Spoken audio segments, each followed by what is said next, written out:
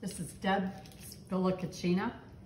Easiest salad to ever make. Normally the walnuts are sweetened. We did the beets.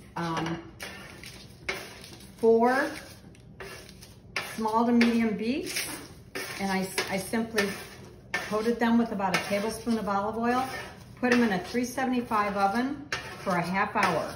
And this is them just coming out right now. I'm gonna add 2 tablespoons of honey on top of it, on top of the beets. Actually, right now I have less than that, so I'm gonna do a little bit less, but that's typically what the recipe would be. We're gonna mix them up. I've got my salads all ready to go. Normally your walnuts are sweetened, and the beets are kind of, these beets are delicious.